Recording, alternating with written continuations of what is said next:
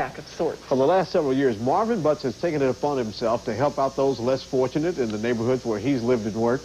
The proprietor of Mr. Bubble Auto Detailing and Marvin's Limousine Service back in business at this new location on West 13th Street and over the Rhine. Now, floods this spring helped chase Marvin out of his old location in the East End. He was not flooded, but the area was, so he had to move. People just couldn't get to him. But as we said, Marvin's back in business, ready to return to his charitable ways. He joins us now live. And thanks so much for coming in this morning. No problem. I wasn't doing too much of nothing else. Yeah. It's early yet. The sirens had me up all night. Yeah, you and a lot of people. Now, you talk about not doing much of anything else. So we have read about all of the charitable things you've been involved in over the previous years. And then you suffered through problems of your own in that people can't get to your business. They can't get to your business. You can't make any money. Yeah, that's true. But at the same time, your charitable organizations, you concentrated on that nonetheless, didn't you? Yeah, we thought we wouldn't be able to do it this year because of the fact when we moved out of the Eastern Avenue location, we didn't know if we was going to have a new location to do it with. So at the last minute, me and my assistants got together and decided that we can pull this off.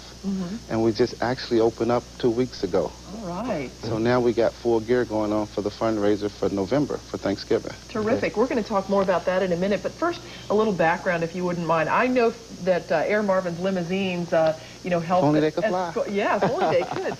But they help escort people to different, you know, like the cystic fibrosis luncheon, and you do different things like that. And we could go on and on for an hour or more talking about all the different places you've helped. But give us an idea of why you decided to give so much back to the community in the first place, and some of the key organizations that you help out. Well, the main reason, I have a lot of strong people in my background that kind of keep me going forward with that. There's a guy by the name of Dan McCluskey. I was kind of tired of doing all this stuff, and he kind of pulled me aside, kind of kept pushing me. He was like the mentor behind everything that I was doing. Yeah.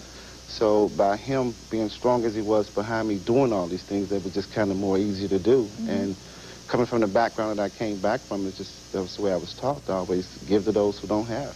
That's neat. And you do that in a big way. You do, as you noted, you do have your facility now.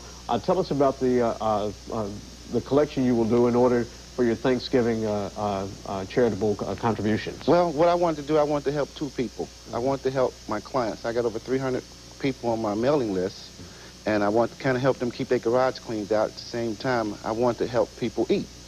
So I decided if I can clean their garages out, clean their basements out, and resell the stuff and help feed the people, I'm kind of killing two birds with one stone. Yeah, and this is video from last year. You're accepting donations here for your holiday drive, and you're doing it again this year, and really coming up real soon, huh?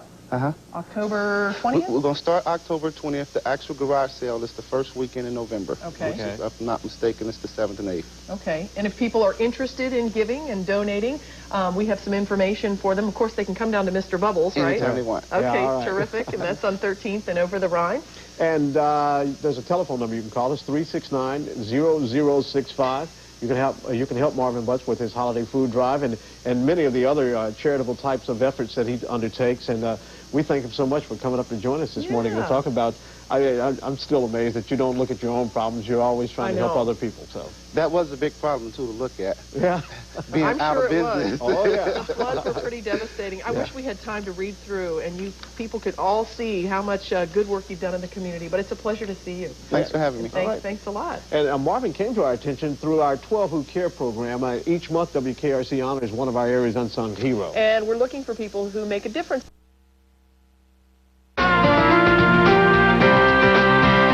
Live from Cincinnati, this is 19 in the Morning.